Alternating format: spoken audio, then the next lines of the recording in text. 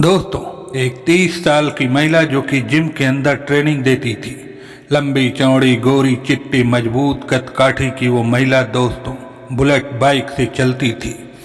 अब वैसे पैसों का नशा तो हर किसी के पास होता है, उसके पास भी था। लेकिन दोस्तों, उसे एक और चीज का नशा था, एक और चीज की हवस थी, और वह था मर्दों का नशा, नए नए लड़कों का नशा। और शायद इसलिए वह जिम के अंदर काम करती थी ताकि उसकी ज़रूरतें पूरी हो सकें। लेकिन वो कोई नॉर्मल लड़की नहीं थी दोस्तों। एक साथ उसे दो दो लोग हैंडल करते थे, तब जाकर कहीं उसका पेट भरता था। और दोस्तों, जब उससे भी उसका मन नहीं भरा तो दोस्तों उसने ऐसा खतरनाक काम किया कि जिसे सुनकर आपके रोंगटे खड़े हो जाएंगे। दोस्तों, एक बहुत ही हैरत अंगेज कहानी है। आइए जानते हैं पूरी कहानी इस वीडियो में। लेकिन वीडियो में आगे बढ़ने से पहले बस वही रिक्वेस्ट है कि आप वीडियो को लाइक कर दीजिए, चैनल को भी सब्सक्राइब कर लीजिए ताकि मेरा हौसला बढ़ता रहे। दोस्तों, वैसे तो मेरी हमेशा कोशिश होती है कि आप लोगों को अच्छी कहानियाँ सुनाऊं जिसे सुनकर आप लोगों को मज़ा आए। लेकिन दोस्तों, कुछ ऐसी कहानियाँ होती हैं जो बहुत खतरनाक होती हैं, जिसे सुनकर आपके रोंगटे खड़े हो सकते हैं। और ऐसी कहानियों से आपको ज़िंदगी में बहुत बड़ी सीख भी मिल सकती है। तो दोस्तों, आज की कहानी कुछ ऐसी ही है। यह कहानी आसाम से शुरू होती है, एक लव अफेयर से। एक लड़की जिसका नाम वंदना कलिता होता है, उसे एक लड़के जिसका नाम अमरज्योति डे होता है उससे प्यार हो जाता है। वंदना कलिता जो कि आज़ाद ख्यालों की लड़की थी, उसके बहुत सारे दोस्त थे। एक प्राइवेट स्कूल में वो पीटी टीचर का काम करती थी। लेकिन अमरज्योति डे से उसको प्यार हो जाता है, और प्यार इसलिए भी होता है क्योंकि अमरज्योति डे के पास बहुत सारा पैसा होता है। उसकी माँ के पास 5 बड़े बड़े बंगलो होते हैं, और एक में यह माँ बेटे रहते थे। बाकी 4 बंगलों को उन्होंने रेंट पर दे रखा था, जिससे अच्छी खासी इनकम आती थी। और अमरज्योति अपने माँ का इकलौता बेटा होता है, और वह भी एक प्राइवेट कंपनी में जॉब करता था। तो दोस्तों, यही सब देखकर वंदना ने उससे प्यार किया और दोनों ने शादी करने का फैसला किया। लेकिन जो अमरज्योति की माँ थी, जिसका नाम शंकरी डे होता है, उन्हें इस रिश्ते से ऐतराज था। वह वंदना कलिता को बिल्कुल पसंद नहीं करती थी। लेकिन दोस्तों, बच्चों की जिद के आगे उनको झुकना पड़ता है। और दोस्तों, वो दोनों 2013 में दोनों शादी कर लेते हैं। दोस्तों, शादी के बाद अमरज्योति अपनी पत्नी वंदना कलिता को लेकर एक अलग बंगले में चला जाता है। क्योंकि उनके पास 5 बंगले थे, तो एक में वह चला जाता है, और एक में जिसमें उसकी माँ रह रही थी, उस बंगले से 5 किलोमीटर की दूरी पर वह बंगला था, वो वहीं पर रह जाती है। फिलहाल किसी को कोई परेशानी नहीं थी। लेकिन दोस्तों, धीरे धीरे जो वंदना कलिता थी, वह परिवार में अपनी स्थिति को मजबूत करने की कोशिश करती है। वह अपनी सास शंकरी डे का दिल जीतने की कोशिश करती है, उनकी सेवा पानी में लग जाती है, बराबर उनका हाल चाल पूछती है। और दोस्तों, फिर धीरे धीरे क्या होता है कि उनके बेटे और वंदना में झगड़ा होने लगता है। जब वंदना यह बात अपने सास से बोलती है कि वो मुझसे लड़ाई करते हैं, झगड़ा करते हैं क्योंकि मैं कोई काम नहीं करती हूँ, तो उन्होंने कहा, शंकरी डे ने कहा, कोई बात नहीं, अगर तुम काम करना चाहती हो तो क्या काम करना चाहती हो यह बताओ, मैं तुम्हारे लिए पैसे इन्वेस्टमेंट कर सकती हूँ। अब दोस्तों, जो वंदना कलिता थी, वो कहती है कि चूँकि मैं एक फिटनेस ट्रेनर थी, पीटी टीचर थी, और बराबर जिम वगैरह जाती हूँ, मुझे जिम में बहुत इंटरेस्ट है, तो आप मेरे लिए जिम खुलवा कर दे दीजिए। अब दोस्तों, जो शंकरी डे थी, वह कहती हैं, ठीक है, तुम जिम का ट्रेनिंग ले लो और उसके बाद तुम्हारे लिए मैं जिम खुलवा दूंगी। दोस्तों, ऐसा ही होता है। जो वंदना कलिता थी, कुछ दिन एक जिम के अंदर एज ए ट्रेनर काम करती है और धीरे धीरे जब उसमें वह एक्सपर्ट हो जाती है तो फिर उसकी सास जो शंकरी डे थी वो उसे एक जिम खोल कर दे देती हैं जिसमें वह अपना काम करने लगती है। लेकिन दोस्तों अब न तो उसकी सास शंकरी डे को यह पता था और न ही उसके पति अमरज्योति डे को यह पता था कि यह जिम क्यों खोलना चाहती है और जिम के अंदर क्यों काम करना चाहती है। लेकिन दोस्तों हाल फिलहाल वंदना कलिता आखिरकार जिम चलाने लगती है और जिम के अंदर बहुत सारे लोग जिम करने के लिए आने लगते हैं। रोज नए नए लड़कों की एंट्री होती है और वह अपना जो है वहाँ पर कसरत करते हैं, अपना फिटनेस बनाते हैं, अपनी बॉडी बनाते थे। और जो वंदना कलिता थी उसको यही चीज़ तो चाहिए थी दोस्तों, वह उन लड़कों से दोस्ती करने लगती है।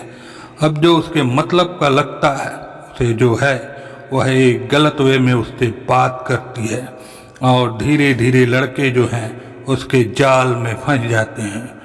उसके बाद फिर वो उन्हें अपने घर पे इनवाइट करती है और उसके बाद उसी तरीके से वो ट्रीट करती है जैसा कि वह चाहती थी।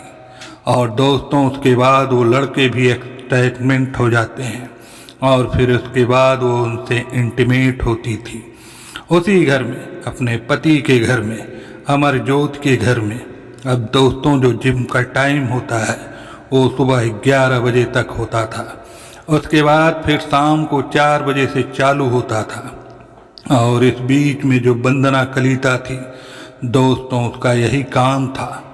लेकिन अब किसी को कोई पता नहीं कि वह घर पे करती क्या है। लेकिन दोस्तों जुर्म कितना भी सावधानी से किया जाए एक दिन आखिरकार पता चल ही जाता है।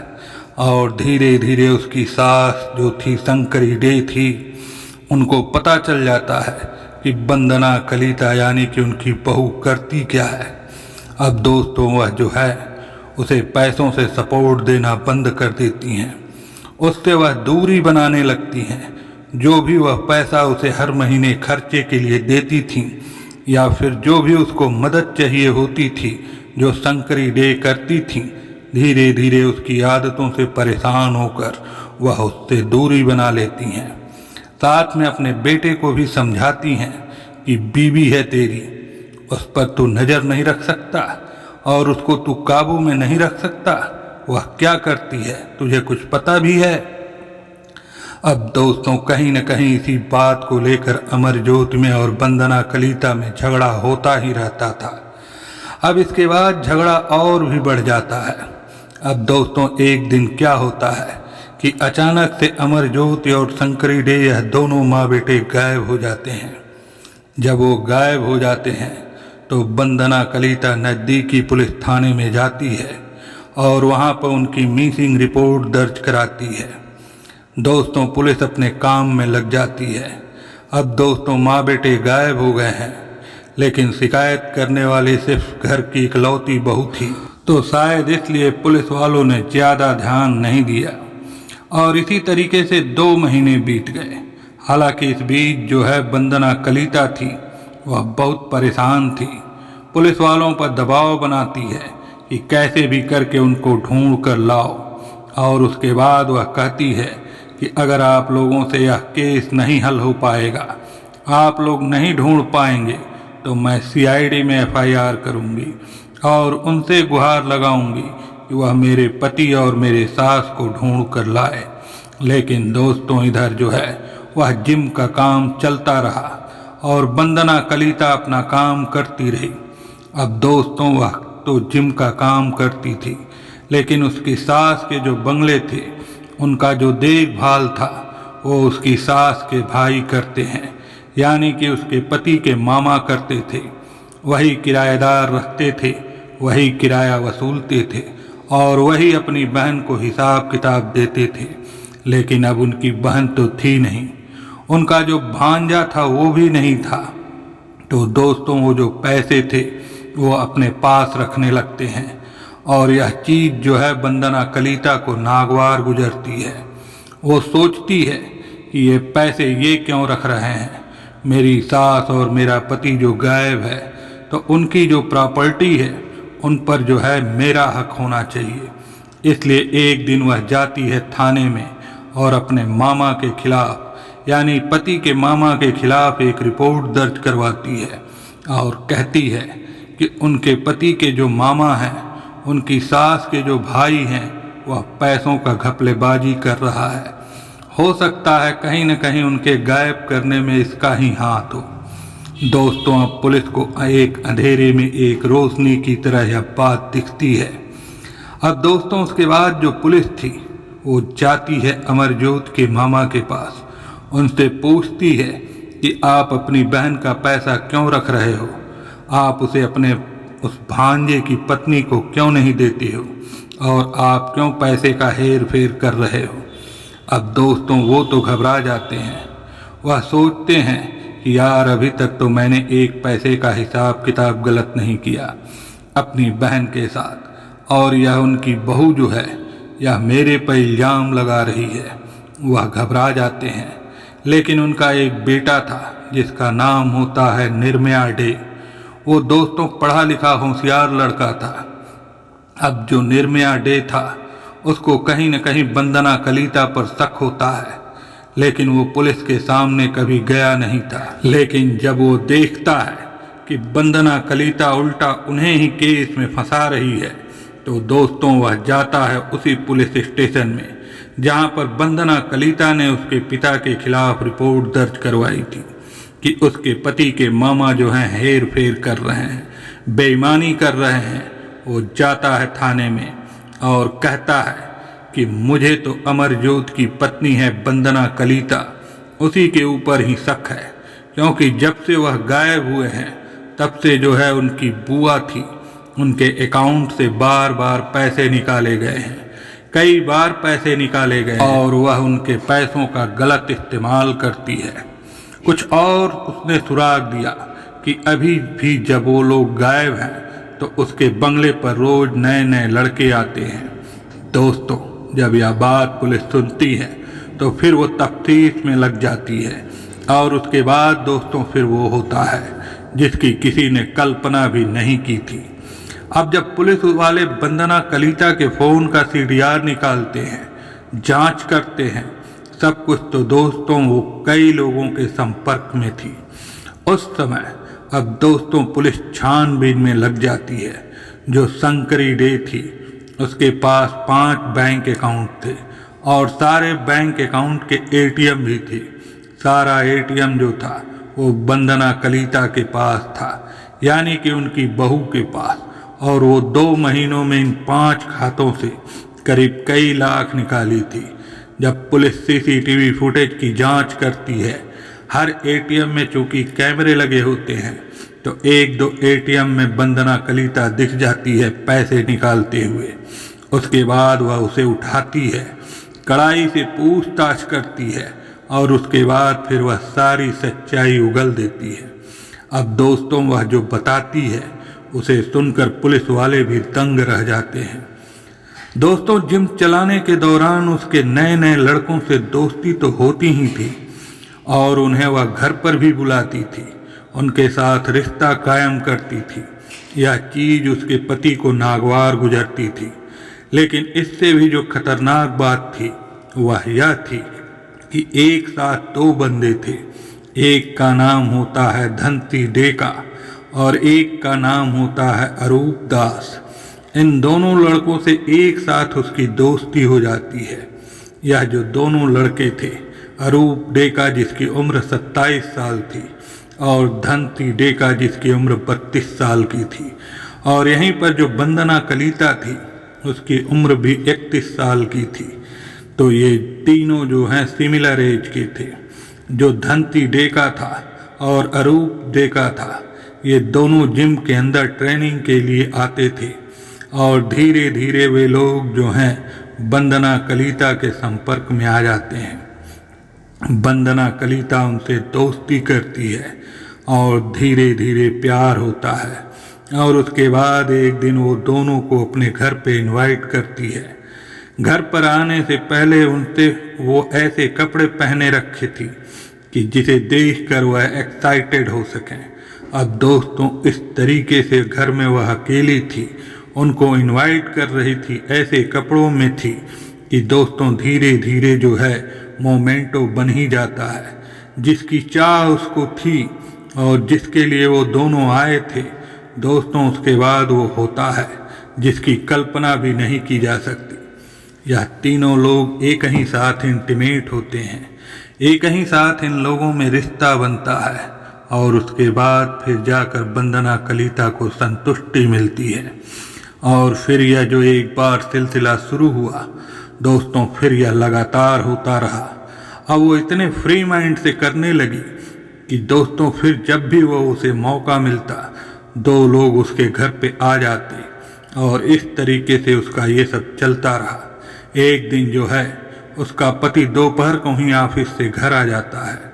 अमरजोत जब वो आकर देखता है तो गेट के बाहर एक काली टैक्सी खड़ी थी जो कि धंती डेका चलाता था। दोस्तों वह टैक्सी ड्राइवर था।